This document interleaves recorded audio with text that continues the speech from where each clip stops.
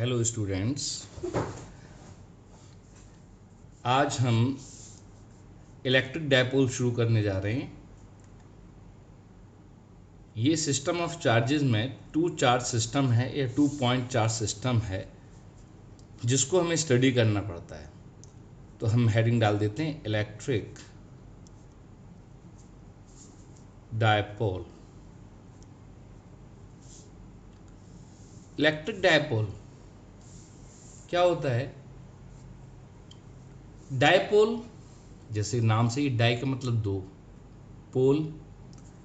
आपको बता दें, जो पोलराइजेशन है वो नेगेटिव और पॉजिटिव चार्ज का सेपरेशन ही बोला जाता है। तो पोल वर्ड आता है और इलेक्ट्रिसिटी से उसका रिलेशन है।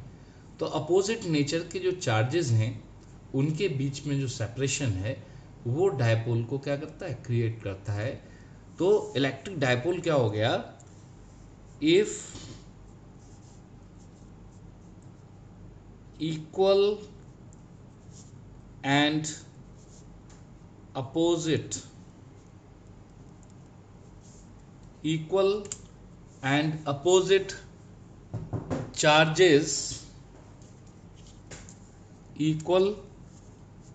opposite charges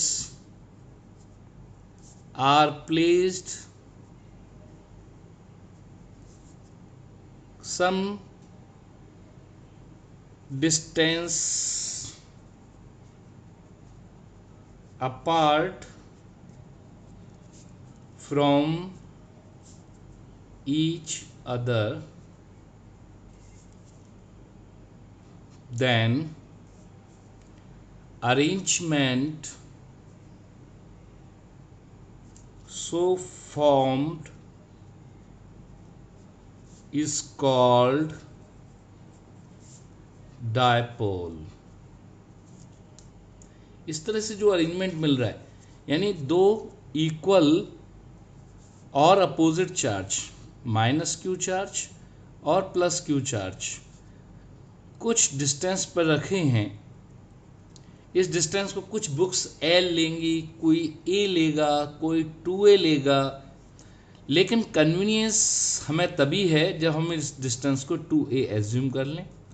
तो ये हमने एज्यूम किया है। सपोज अब बाद में आपको जब इसका एक्सप्रेशन आएगा इलेक्ट्रिक फील्ड का, तब आपको लगेगा कि 2a लेकर के हमने अच्छा काम किया। तो हम लिख देते हैं, suppose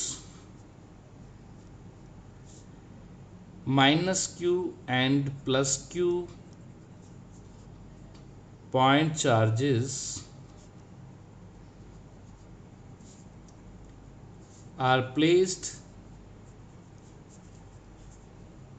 to a distance apart from each other।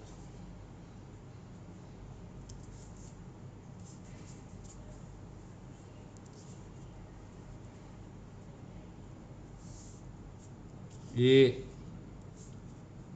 Example के तौर पर हमने लिया। For example, suppose minus q and plus q point charges are placed to a distance apart from each other, then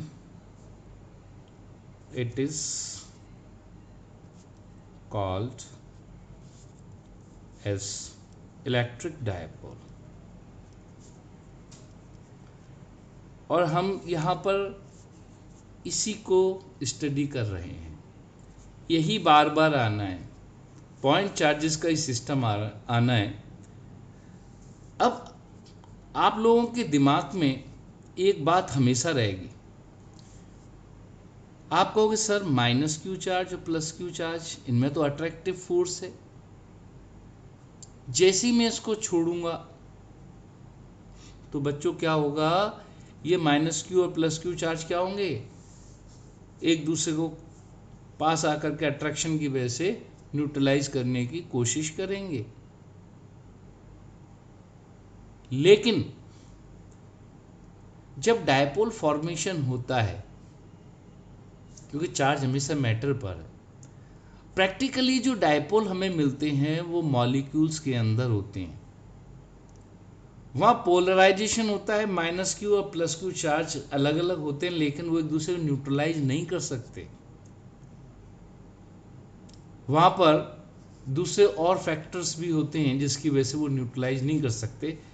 और रफली हम ये कह दें कि वहाँ ये चार्ज अलग अलग अपनी पोजीशन पे बाउंड होते हैं, वो इधर उधर नहीं जा सकते। इसलिए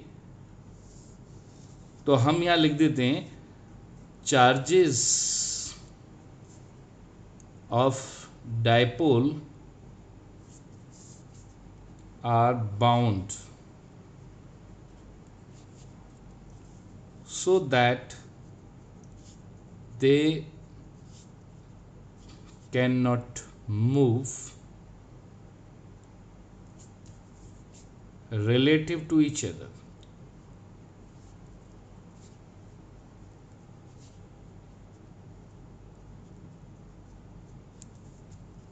Or in other words, हम दूसरे शब्दों में ये भी कह सकते हैं कि जो डाइपोल का ये सिस्टम है ये स्टेबल सिस्टम है, ठीक है। अब मैं ज़्यादा अंदर नहीं घुसूंगा मॉलिक्यूल के अंदर क्या हो रहा है, मैं आपको एक सिंपली बता दूं।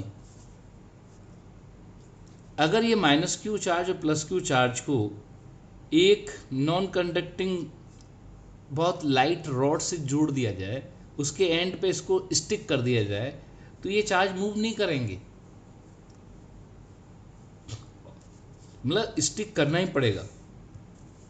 In other words,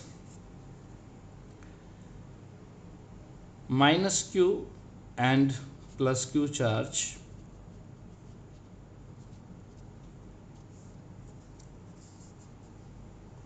do not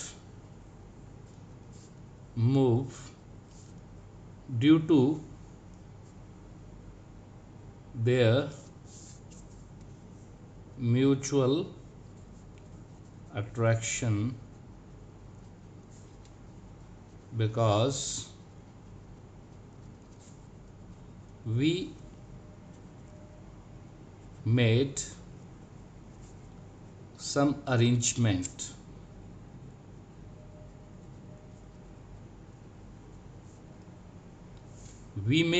some arrangement or it's naturally present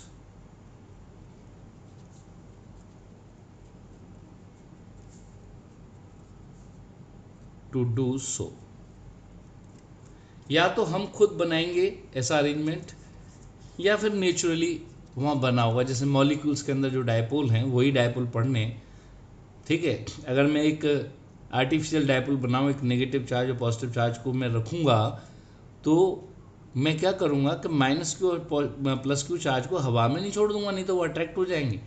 मुझे एक रिजिड ऑब्जेक्ट चाहिए, ऐसी ऑब्जेक्ट जिस पर चार्ज ट्रेवल भी ना कर सके। तो नॉन कंडक्टिंग, मान लो एक बहुत लाइट रॉड ले लूँ लेकिन बहुत रिजिड हो, उसके दोनों एंड्स पर एक माइनस क्यू एक प्लस क्यू चार्ज मैं लगा दूँ, तो निश्चित रूप से फिर वो एक दूसरे को अट्रैक्ट करके वो न्यूट्रलाइज करके इसको डायपोल को ख़त्म करने की कोशिश नहीं कर पाएंगे। डायपोल एक स्टेबल सिस्टम है चार्ज का, इसको हम ये नहीं कह सकते कि ये न्यूट्रलाइज हो जाएगा या कोलैप्स कर जाएगा, इतनी इजीली नहीं करेगा। जब तक हम कोई स्पेशल उसमें काम नहीं करेंगे तब तक ऐसा नहीं होगा। तो इलेक्ट्रिक डायपोल के बारे में जानकारी, बेसिक जानकारी ये है। अब एक और चीज़ है डायपोल में, इलेक्ट्रिक डायपोल में एक और चीज़ क्या है, वो है इसकी कैरेक्टरिस्टिक प्रॉपर्टी। डायपोल अगर कहीं पर है तो ये बिना डायपोल मोमेंट कि हम डायपोल को डायपोल नहीं कह सकते। यानी जहाँ पे भी डायपोल होगा, इलेक्ट्रिक डायपोल होगा, वहाँ डायपोल की एक स्ट्रेंथ, यानी उसको इलेक्ट्रिक डायपोल मोमेंट बोलते हैं। The electric dipole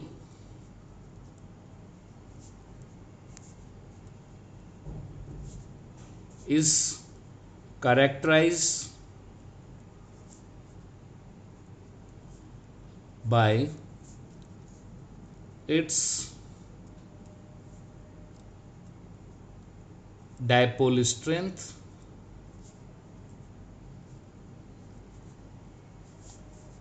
which is also known as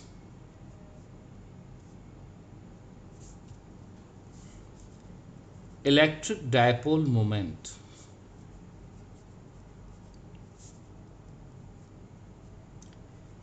electric dipole moment भी इसको बोलते हैं, डायपोल स्ट्रेंथ को, और उसी से कैरेक्टराइज होता है।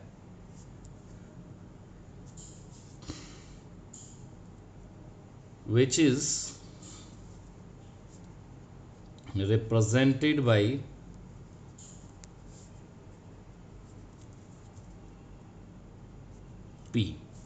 P वेक्टर से उसको रिप्रेजेंट करते हैं, यानी it is a vector quantity.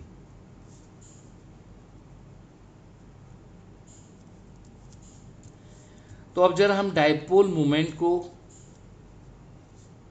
बहुत इंपॉर्टेंट चीज है ये, डायपोल मोमेंट को हम स्टडी कर लेते हैं कि डायपोल मोमेंट है क्या। ठीक है, अभी हमने जाना माइनस क्यू चार्ज और प्लस क्यू चार्ज, ये दोनों चार्जेस मिलकर के ये अरेंजमेंट जो बना रहे हैं इसी को डायपोल कहते हैं, जिसका सेपरेशन कितना है 2a। तो आपको बता दें इट इज या its magnitude is equal to the product of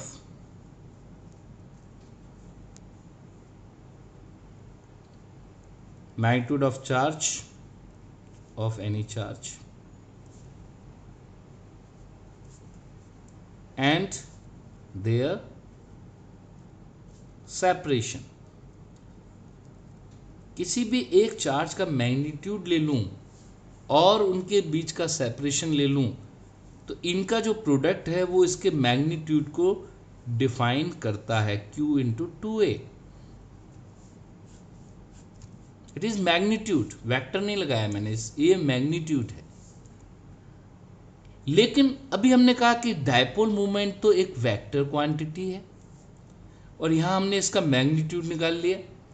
अब जरा हम देखें, अगर हमारे पास मैग्नीट्यूड है तो वेक्टर को रिप्रेजेंट करने के लिए दूसरी चीज क्या चाहिए, direction.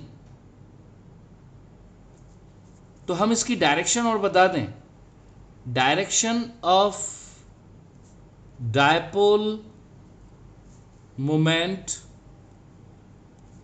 Is from minus Q charge to plus q charge. इसकी जो डायपोल मोमेंट की जो डायरेक्शन है वो माइनस क्यू चार्ज से प्लस क्यू चार्ज की तरफ होती है। तो ये हमें P वेक्टर मिल गया, तो हम यहां लिख सकते हैं P vector is equal to Q into charge तो हमेशा क्या है, स्केलर,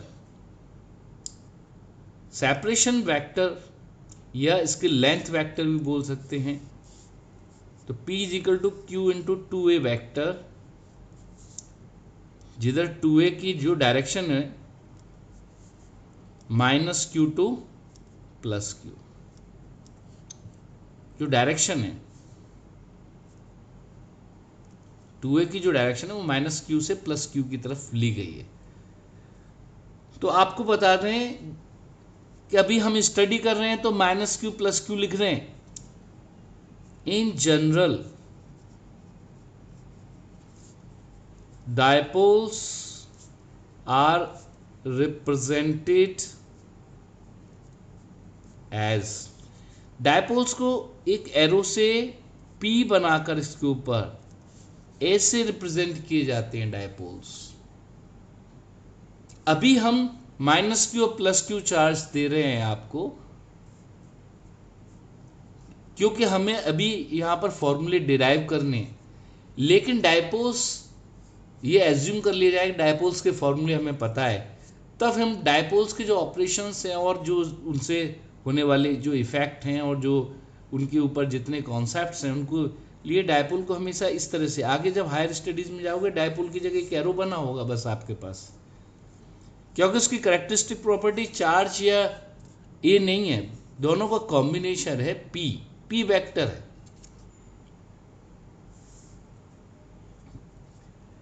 फिजिकल सिग्निफिकेंस में इसका मैं बताऊंगा लास्ट में, जब ये सब कुछ इसमें समाप्त कर लेंगे। अब बात ये आती है कि डायपोल की जो साइज है वो कितनी बड़ी होगी। तो भाई प्रैक्टिकली तो डायपोल्स बहुत छोटे हैं, मॉलिक्यूल्स के अंदर ही मिलते हैं। Practically dipoles are formed in molecules. आपने पढ़े होंगे polar molecules and non polar. Polar molecules have permanent dipole moment। Physical significance में भी हम ये वाली बात बताएंगे। तो अभी हम डायपोल के बारे में इतनी सारी चीज़ पढ़ लें। अगर हम यूनिट की बात करें, यूनिट ऑफ डायपोल मोमेंट, हमने अभी बात करी है सिर्फ इसके फॉर्मूले की। अब डायपोल मोमेंट की यूनिट तो चार्ज इनटू सेपरेशन, तो एसआई यूनिट क्या होगी, coulomb into metre. SI unit इसकी कूलम मीटर हो जाएगी। इसके बाद डायपोल क्या प्रोड्यूस कर रहा है, बिकॉज ये सिस्टम ऑफ चार्ज है। अब मैं यहां पर एक और बात बता दूं, माइनस क्यू चार्ज और प्लस क्यू चार्ज दोनों ही चार्ज एग्जिस्ट कर रहे हैं वहां पर, माइनस क्यू और plus Q.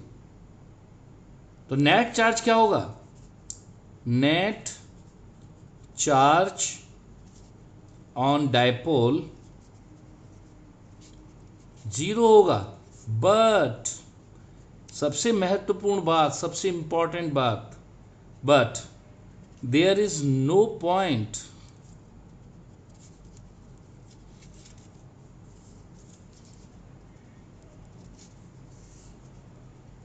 Near dipole. Dipole के पास ऐसा कोई पॉइंट नहीं है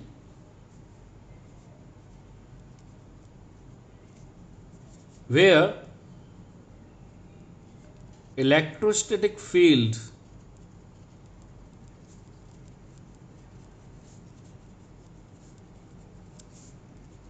ड्यू टू डायपोल इज 0। कोई भी ऐसा पॉइंट नहीं है। लेकिन अगर आपको मालूम है न्यूट्रल होता, डायपोल नहीं बनता। क्यों डायपोल पढ़ना पड़ रहा है, अगर डायपोल नहीं बना होता, यहां पर माइनस क्यू और प्लस क्यू चार्ज एक ही पॉइंट पे आ गए होते तो डायपोल नहीं बनता, तो नेट चार्ज 0 होता, इलेक्ट्रिक फील्ड हर जगह 0 होता। यानी डायपोल मोमेंट 0 होते ही इलेक्ट्रिक फील्ड हर जगह 0 हो जाएगा। लेकिन जैसे ही उन दोनों चार्ज के बीच में सेपरेशन आया तो नेट चार्ज 0 होते हुए भी इलेक्ट्रिक फील्ड 0 नहीं है, क्योंकि किसी भी पॉइंट पर जब पॉइंट की डिस्टेंस बराबर होती है तो फील्ड की डायरेक्शन माइनस क्यू और प्लस क्यू की डिफरेंट हो जाती हैं, तो वो कैंसिल आउट नहीं होते। और जब दोनों को अपोजिट करने की कोशिश की जाती है तो वहां पर हम देखते हैं दोनों चार्ज के फील्ड के मैग्नीट्यूड अलग हो जाते हैं। यानी कोई भी ऐसा पॉइंट नहीं है इलेक्ट्रिक डायपोल के आसपास जहां पर कि इलेक्ट्रिक फील्ड 0 हो। इसीलिए ये बहुत इंटरेस्टिंग है, इसीलिए हमें इसकी इलेक्ट्रोस्टैटिक फील्ड पढ़नी पड़ती है। तो अब हम इसका थोड़ा बेसिक पढ़ लें इलेक्ट्रोस्टैटिक फील्ड के लिए। Electric field due to a dipole हम स्टडी कर रहे हैं।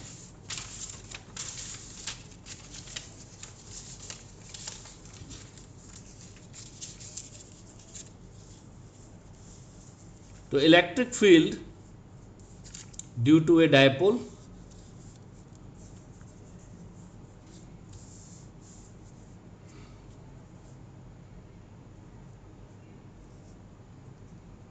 Electric field due to a dipole. Dipole की इलेक्ट्रिक फील्ड जानने के लिए हमें इसकी सराउंडिंग में जो एनवायरनमेंट है या इसके सराउंडिंग में जो इम्पोर्टेंट पोजीशंस हैं उनको जानना जरूरी है। डायपोल जिस एक्सिस पे बना है, ये डायपोल बना है, इस लाइन को, जिस लाइन पर डायपोल रखा हुआ है उस लाइन को एक्सिस ऑफ डायपोल बोलते हैं। इधर भी है, ये भी है, और इसका जो परपेंडिकुलर बाइसेक्टर है, डायपोल का परपेंडिकुलर बाइसेक्टर, इसको हम इक्वेटर बोलते हैं। एक्सिस पर कोई भी पॉइंट है, सपोज ए, इधर भी हो सकता है, इधर भी हो सकता है, कहीं भी लो पूरी एक्सिस पर, इधर चाहे इधर, बात देखिए। तो इसको क्या बोलते हैं? एक्सियल पोजीशन और एंड ऑन पोजीशन, इसी नाम से बहुत जाना जाता है, and on position. Axial position और एंड ऑन पोजीशन नोट कर लेना। एक्सिस पर अगर कोई पॉइंट लिया गया है तो उसको हम एक्सियल पोजीशन और एंड ऑन पोजीशन बोलेंगे, और इक्वेटर पर कोई पॉइंट लिया गया है तो इसका नाम होगा इक्वेटोरियल पोजीशन, और एक और बहुत सुंदर नाम है इसका, ब्रॉड साइड ऑन पोजीशन। ये इसके चारों तरफ जो पॉइंट्स हैं, जो नोन पॉइंट्स हैं, साइंटिस्ट ने हमारे लिए बताए कि इंपॉर्टेंट पॉइंट्स हैं। चाहे हम इधर लें, चाहे बी को इस तरफ लें, बी डैश ए डैश, ये पूरा इक्वेटर है। इसका फॉर्मूला अलग डिराइव करेंगे, इसका फॉर्मूला अलग डिराइव करेंगे, फिर एक जनरल फॉर्मूला किसी भी पॉइंट पर इलेक्ट्रिक फील्ड निकालने का वो भी डिराइव करेंगे।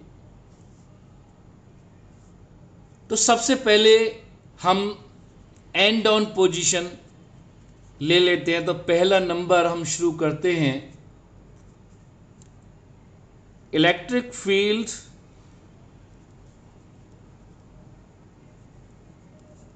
Due to dipole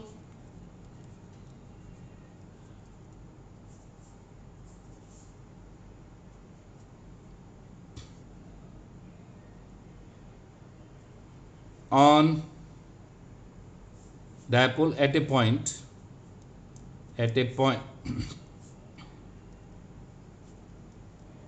on the axis, और शॉर्ट में, और इन एंड ऑन पोजीशन। सबसे पहले हम इलेक्ट्रिक फील्ड कैलकुलेट कर रहे हैं एंड ऑन पोजीशन में।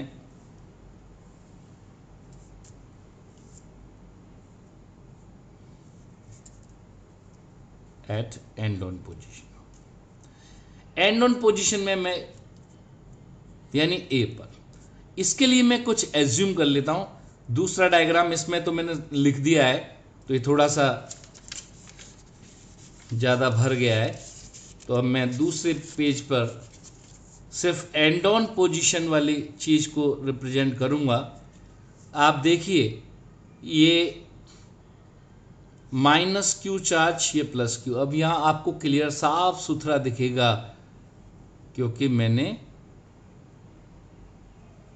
ये 2a डिस्टेंस है, डायपोल मोमेंट वेक्टर इस तरफ है।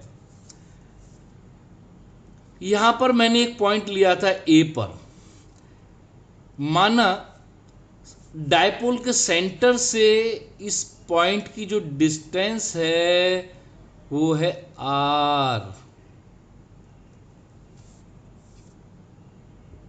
तो प्लस क्यू चार्ज से इसकी डिस्टेंस क्या हो जाएगी, आर माइनस ए, क्योंकि सेंटर से ये वाला चार्ज कितनी दूर है, ए, और ये वाला चार्ज भी कितनी दूर है, ए, तो आर से ए कम यानी आर माइनस ए, तो प्लस क्यू चार्ज से आर माइनस ए और माइनस क्यू चार्ज। अब खुद बता दो कि सेंटर से आर है और ये ए और ज्यादा है पीछे, तो आर प्लस ए। मेरे ख्याल से समझ में आ गया होगा आपको। सेंटर से डिस्टेंस आर थी, तो सेंटर से ए डिस्टेंस इस पॉइंट की तरफ जाएंगे तो डिस्टेंस घट करके आर माइनस से, और दूसरा माइनस क्यू चार्ज जो है सेंटर से और पीछे ए डिस्टेंस, तो आर प्लस से हो गई डिस्टेंस। समझ गए होगे। अब क्या करना है, लॉ ऑफ सुपरपोजिशन। पिछले वीडियो में हमने बताया था कि एक से ज़्यादा चार्जेस हैं तो इलेक्ट्रोस्टैटिक फील्ड कैसे फाइंड करते हैं, तो उसमें क्या बताया था, दोनों चार्ज की वजह से फील्ड लेंगे। इस चार्ज का नंबर मैं 1 डाल देता हूं नेगेटिव वाले का, और इसका नंबर डाल देता हूं मैं 2। चलो, तो 2 की वजह से इलेक्ट्रिक फील्ड किधर हो गई, पॉजिटिव चार्ज है अभी, E2A, ए पर दूसरे चार्ज की वजह से फील्ड, और ए पर पहले चार्ज की वजह से वो कैसा है, नेगेटिव, E1A। आपको मालूम है E1A छोटा होगा, E2A बड़ा होगा। आप कहोगे सर आपको तो पता है ना, आपको भी पता है। जो चार्ज पास है, देखो एक बल्ब मेरे पास लगा है, उतना ही बड़ा बल्ब एक दूर लगा हुआ है, तो पास वाला बल्ब ही ज्यादा रोशनी देगा ना। ऐसे ही पास वाला चार्ज ही ज्यादा फील्ड क्रिएट करेगा, क्योंकि मैग्नीट्यूड तो दोनों का बराबर है, डायरेक्शन अलग हो जाएगी, रोशनी में डायरेक्शन का चक्कर नहीं होता, लेकिन मैग्नीट्यूड वाइज ही बात कर रहे हैं। तो जो पास है दूसरा वाला चार्ज, जिसको हम पॉजिटिव चार्ज कह रहे हैं, तो पॉजिटिव चार्ज की वजह से जो इलेक्ट्रिक फील्ड है वो बड़ा आएगा, और नेगेटिव चार्ज का जो इलेक्ट्रिक फील्ड है वो छोटा आएगा। अब मुझे लिखने में कोई दिक्कत नहीं है, field due to plus q at a पर प्लस क्यू की वजह से फील्ड क्या होगा, E2A is equal to k Q upon distance उसकी R माइनस ए है whole square away from plus q से अवे। डायरेक्शन भी मैं इसलिए लिख रहा हूं, आप बिल्कुल ऐसे ही लिखोगे अगर आपको स्कूल लेवल पे करना है। दूसरा, field due to minus q at a, E1A के Q upon R plus a whole square towards minus q, minus q की तरफ। अब साफ दिख रहा है दोनों एक दूसरे के अपोजिट हैं, तो नेट फील्ड कहां पर, E पर, EA is equal to E1A दोनों का vector sum E2A। Since both are opposite,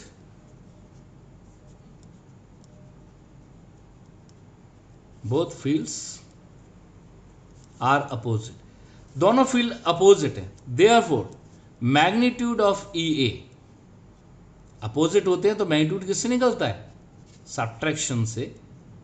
E2A जो बड़ा है उसमें से छोटा माइनस कर देंगे, E2A बड़ा है क्योंकि ये पास था चार्ज, इसने ज़्यादा फील्ड क्रिएट किया।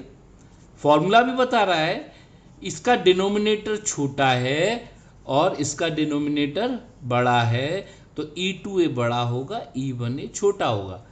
तो बड़े में से छोटे को मैंने सबट्रैक्ट कर दिया, और जैसे ही हम सबट्रैक्शन करेंगे तो हमें EA का जो मैग्नीट्यूड मिलने वाला है वो है KQ upon R minus L square minus KQ upon R plus a, sorry R minus a और R plus a, R plus a whole square. इसको और सॉल्व करते हैं तो KQ तो कॉमन आ जाता है, और एलसीएम ले लेता हूं, R minus a square into R plus A square, और यहां बचेगा R plus A square minus R minus a square. पिछले वीडियो में भी मैंने ये डेरिवेशन किया था, लेकिन मुझे लगा कि डायपोल में बच्चों को दिक्कत ज़्यादा रहती है, तो मैंने यहाँ फिर दोबारा से डायपोल से शुरू कर दिया है, जिससे कि एक बार रिवीजन और हो जाए। तो एक तरह से मैं आपका रिवीजन ही करवा रहा हूँ। पिछले वीडियो में भी ये डेरिवेशन था, वहाँ मैंने लेंथ L ली थी, यहाँ मैंने 2A ली है, जिससे आपको ये महसूस हो जाए कि चाहे L लो चाहे 2A लो कोई फ़र्क नहीं पड़ता, दोनों के ही फॉर्मूले वैलिड हैं। फिर मैं बाद में बताऊंगा भी इसके बारे में। अब देखिए क्या होगा। हम जानते हैं ऊपर लिखा है a प्लस बी का होल स्क्वायर माइनस ए माइनस बी का होल स्क्वायर, ये आइडेंटिटी, इसका मतलब 4AB होता है। दूसरी चीज एक और जानते हैं a minus b into a plus b, ये क्या होता है a square minus b square. तो अपने इस इक्वेशन में देखो, मैं दोबारा से वही लिख देता हूं जिससे आपको दिखे, के क्यू, ये बिल्कुल ठीक है के क्यू। तो इसके बाद ऊपर है आर प्लस ए का whole square minus R minus a का होल स्क्वायर, और नीचे है R plus A square into R minus a square. किसी को भी पहले लिखो, किसी को भी बाद में इंटू हो रहा है। ऊपर तो a प्लस बी और a माइनस बी के होल स्क्वायर का सम है, तो ये किसके बराबर हो जाएगा 4AB। तो k q into 4AB RA upon नीचे a plus b into a minus b क्या हो गया R square minus a square. चूंकि दोनों पे होल स्क्वायर था तो ओवरऑल होल स्क्वायर हो जाएगा। देखो ये वाली बात अगर समझ में आ जाती है, जो कुछ है यहां तक है, इसके बाद तो बिल्कुल आसान सी बात है। अब Q into 2A, Q into 2A क्या है P है। अब मैं रख देता हूं इसमें, तो EA, देयरफॉर EA क्या हो जाएगा, इसमें से अगर मैं 2A और 2R दोनों को अलग कर दूं तो K Q into 2A into 2R ऐसे लिखा जा सकता है, R square minus a square का होल स्क्वायर, और इस के Q इंटू 2A को मैं P लिख देता हूं। Therefore EA is equal to K into P into 2R, या 2RP अपॉन, बहुत से लोग 2PR लिखते हैं, 2RP कुछ भी लिखो, उससे कोई फर्क नहीं पड़ता, प्रोडक्ट है।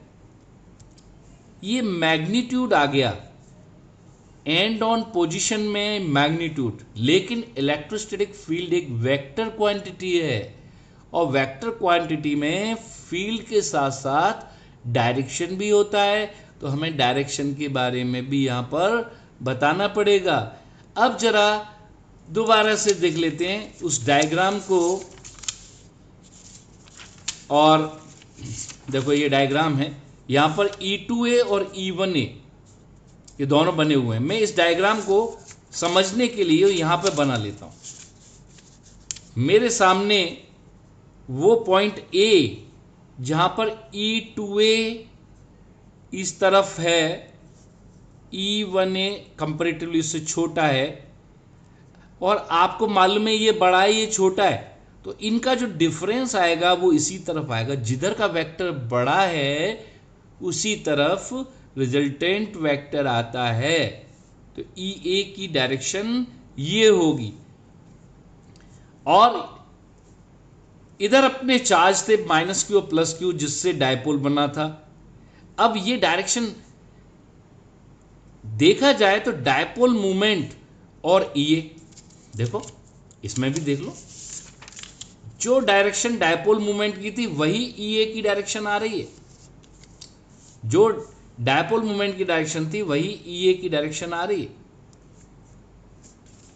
इसका मतलब क्या है, डायपोल मूवमेंट की डायरेक्शन में ही इलेक्ट्रिक फील्ड होता है एंड ऑन पोजीशन में। Therefore direction of EA vector is same as that of P vector। दोनों की डायरेक्शन सेम है, और अगर डायरेक्शन सेम है तो हम क्या लिख सकते हैं, therefore EA vector is equal to EA into P unit vector. इसके बाद हम इसको लिख सकते हैं, यहाँ स्पेस था मैंने लिख दिया, पेपर बचाओ और जंगल बचाओ। जब पेपर कम यूज करेंगे तो जंगल बचेंगे।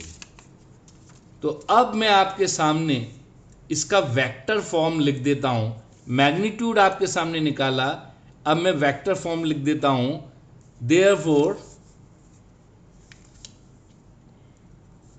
Therefore EA vector is equal to K into 2RP into P unit vector upon R square minus A square का होल स्क्वायर। अब फिर वही बात, कोई मैग्नीट्यूड और यूनिट वेक्टर का प्रोडक्ट क्या होता है, P vector.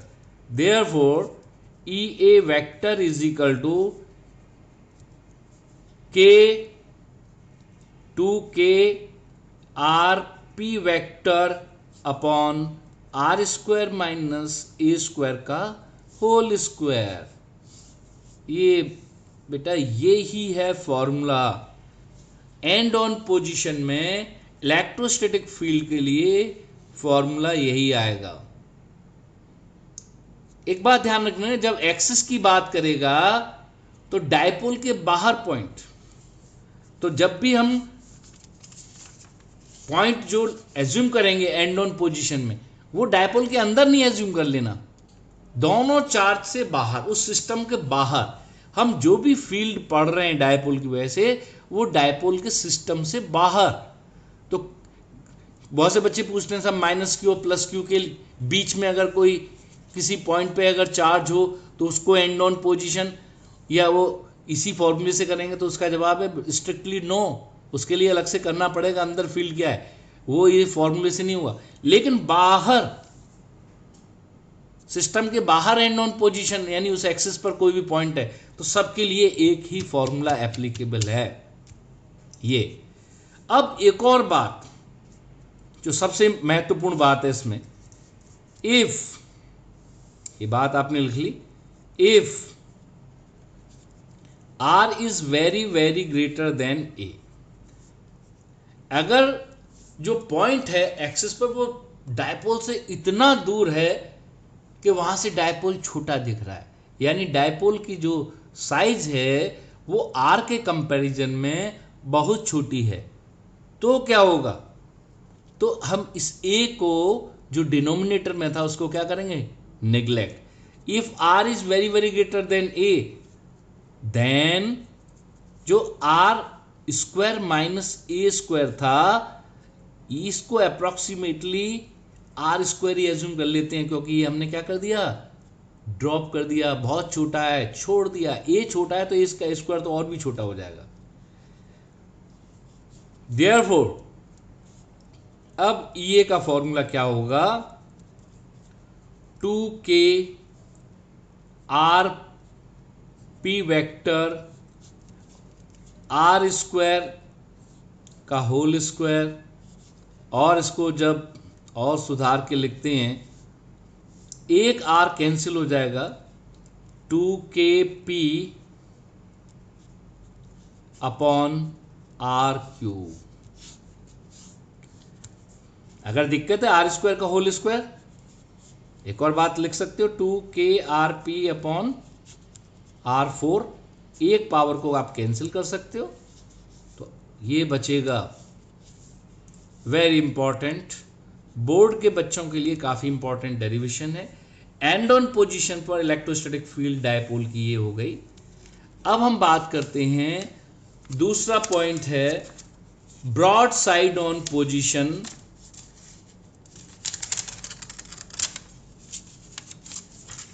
Broad side on position, तो सेकंड पॉइंट ये भी काफी इंपॉर्टेंट है, ब्रॉड साइड ऑन पोजीशन। क्या निकाल रहे हैं इसमें, field at broad side on position.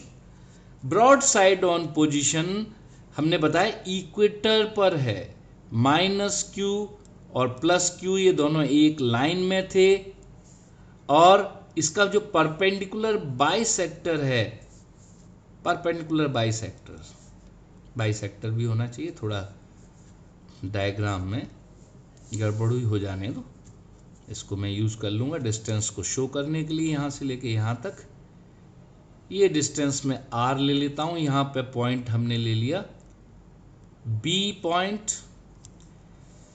अब इधर ले देता हूं B, प्लस क्यू चार्ज, ये A है, ये भी A है।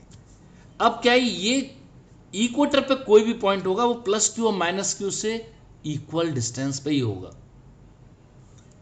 तो ये जो डिस्टेंसेस हैं, under root are square plus A square,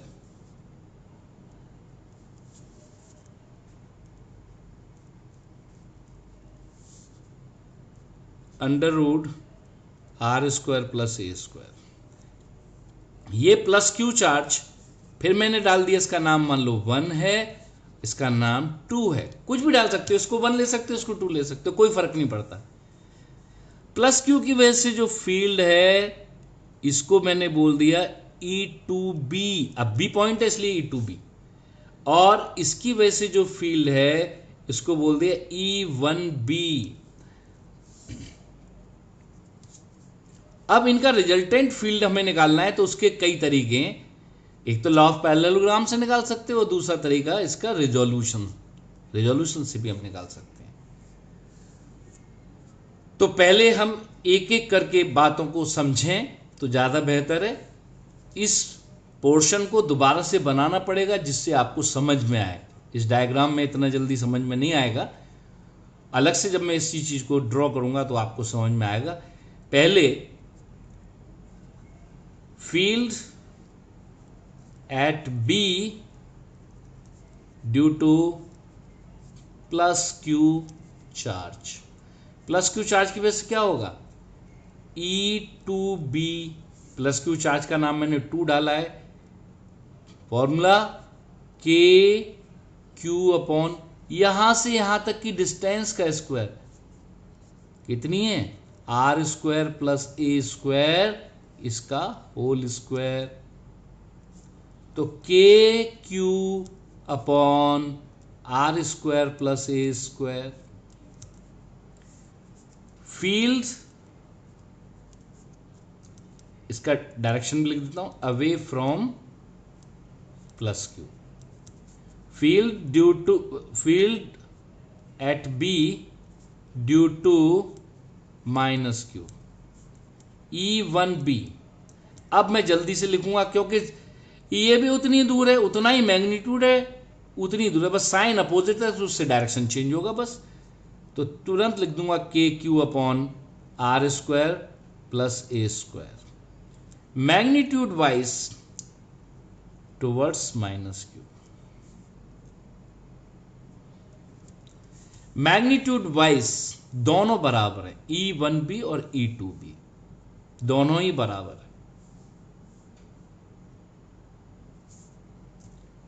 देख लीजिए, अब मैं क्या करूंगा इस पोर्शन को, क्योंकि अब मुझे इनका रिजल्टेंट चाहिए, ये दो वेक्टर हैं, इन दो वेक्टर्स का रिजल्टेंट, तो हमें अगर 11th में वेक्टर पढ़ा है तो इसका रिजल्टेंट निकालने में हमें कोई भी आप दिक्कत नहीं होनी चाहिए।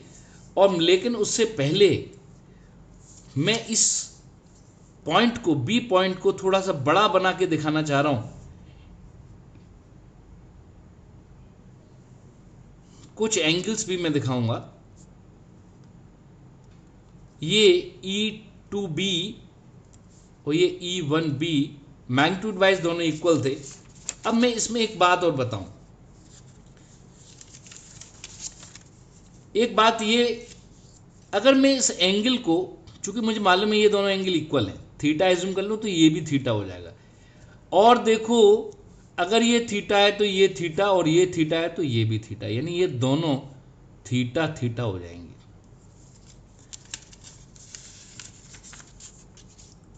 अब यही चीज मैं यहां दिखा दूं कि ये जो लाइन थी, एक लाइन ये एंगल भी थीटा है, ये एंगल भी थीटा है, ये उसके एक्सिस के पैरेलल लाइन है, और ये इक्वेटर लाइन है। अब आपको मालूम है एक कंपोनेंट इस तरफ जाएगा, इसका एक कंपोनेंट इस तरफ जाएगा, E2b साइन थीटा इधर आएगा, E2b कॉस थीटा, थीटा के साथ वाला कंपोनेंट कॉस, दूसरा वाला साइन, जो कि आप जानते हो। ऐसे इधर E1b कॉस थीटा, और इधर क्या आएगा E1b साइन थीटा।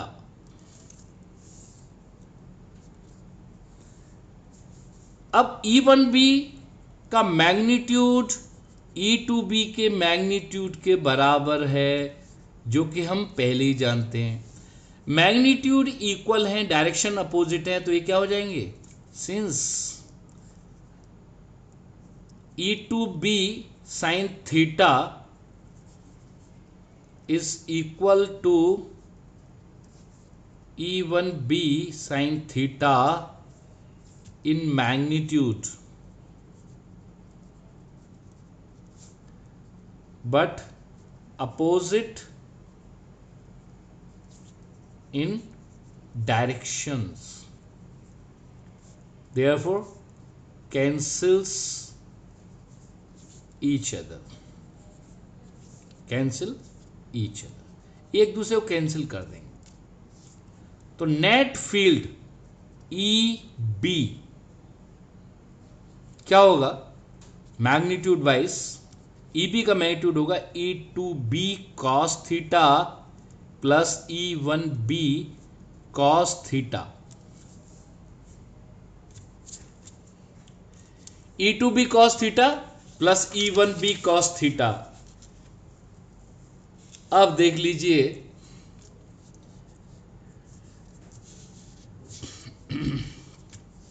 अब मैं यहां पर वैल्यू रख देता हूं, E2b और E1b तो दोनों इक्वल है, K Q upon R square plus ए square cos theta, K Q upon R square plus ए स्क्वायर कॉस थीटा। सॉल्व करके आएगा 2KQ cos theta upon R square plus A square.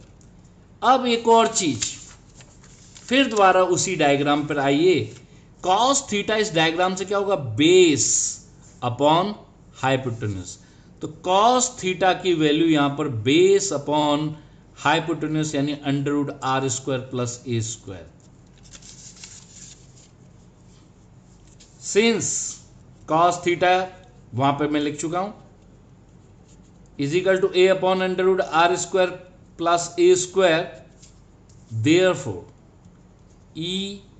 B is equal to 2k/q cos theta की जगह a upon under root are square plus A square, और एक R square plus ए square पहले से ही था। q into 2a, 2q और a ये मिलकर के क्या बन गए p, तो k p अपॉन ये पावर 1 और ये पावर 1/2 आर स्क्वायर प्लस ए स्क्वायर की पावर 3/2, ये हो गया। ब्रॉड साइड ऑन पोजीशन पर ये मैग्नीट्यूड आएगा। अब जरा देखिए इस डायग्राम को, इससे ये और ये इसी पॉइंट को मैं दिखा रहा हूं, तो नेट फील्ड किधर आ रहा है, अगर मैं इसमें दिखाऊं तो इस तरफ आ रहा है ई बी, यहां पे दिखाऊं तो ई बी इस तरफ है। अब बात मैग्नीट्यूड के बाद आती है डायरेक्शन की। डायपोल मोमेंट वेक्टर इस तरफ था, ई बी इसके क्या है, ठीक अगेंस्ट। डायग्राम में देख लीजिए, फिर दोबारा से समझ लीजिए, डायपोल मोमेंट माइनस क्यू से प्लस क्यू था, वो ई बी इधर आ रहा है इसी लाइन पर। भाई सीधी बात है, ये क्या है, इक्वेटर, उसके परपेंडिकुलर डायरेक्शन यानी इसके पैरेलल डायरेक्शन हो गया, और उसके अपोजिट आ रहा है। तो अब यहां लिखेंगे direction of E B is opposite to P, P vector के अपोजिट है। तो अब क्या लिख देंगे, देयरफॉर, अब अगले पेज पे लिख देता हूं मैं, यहां क्या लिख, therefore E B vector is equal to E B into minus P unit vector. P unit vector के अपोजिट है इसलिए माइनस पी यूनिट वेक्टर। और इससे क्या बात आई, ये तो हम जानते हैं के P upon R square plus ए स्क्वायर की पावर 3/2, और ये minus P unit vector. P into P unit vector होता है पी वेक्टर, माइनस साइन बाहर आ जाएगा, तो minus K P vector upon R square plus ए स्क्वायर की power 3/2। It is the vector representation. और वेक्टर रिप्रेजेंटेशन निकालना चाहिए, चाहे वो कहे चाहे ना कहे, क्योंकि इलेक्ट्रिक फील्ड वेक्टर है। अगर वो कहता है कि सिर्फ मैग्नीट्यूड निकालो तभी मैग्नीट्यूड तक छोड़ो उसे, अदरवाइज कुछ ना कहे तो आपको वेक्टर फॉर्म तक निकालना है इसको। और कोई बहुत बड़ा नहीं है, बस एक पी का मल्टीप्लाई होता है दोनों में, पी यूनिट वेक्टर का, एक में प्लस पी यूनिट वेक्टर, एक में माइनस पी यूनिट वेक्टर। इसमें भी वही होगा, if R is very very greater than A, then E B vector क्या हो जाएगा, फिर वही बात, ए स्क्वायर को आर स्क्वायर प्लस ए स्क्वायर को आर स्क्वायर ही लिख देंगे। तो ई बी वेक्टर क्या हो जाएगा, यही लिख देता हूं इसके नीचे, minus K P vector upon R Q. ये for R is very very greater than a, यही जनरल कंडीशन है। हमारे डायपोल्स बहुत छोटे हैं, ये मतलब प्रैक्टिकल सिचुएशन ही है, R is very very greater than a. For R is very very greater than ए,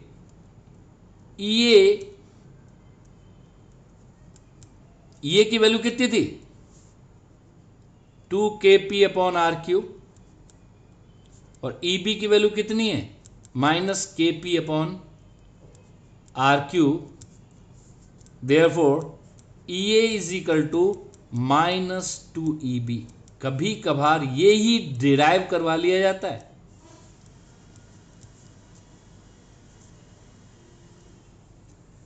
तो डायपोल के जो बेसिक चीजें थी, अभी इसको कंटिन्यू रखूंगा नेक्स्ट वीडियो में भी, लेकिन ये बोर्ड के लिए आज मैंने बिल्कुल स्कूल वाले पैटर्न पे इसीलिए बताया है कि इनके रिजल्ट्स हमारे लिए कॉम्पिटिटिव एग्जाम में इंपॉर्टेंट हैं, नो डाउट इंपॉर्टेंट है, लेकिन ये डेरिवेशंस बहुत इंपॉर्टेंट है, बोर्ड के लिए अक्सर देखे गए हैं। तो प्लीज प्लीज इनको अच्छी तरह से लिख करके प्रैक्टिस करें और समझें। कोई भी बात समझ में नहीं आ रही तो देखो यहाँ मेरा नंबर हमेशा लिखा रहता है, आप चाहो तो इस नंबर पर मुझे अपने डाउट भेज सकते हो, मैं उनको ज़रूर एंटरटेन करूँगा। आज के लिए इतना काफ़ी है। Thank you very much.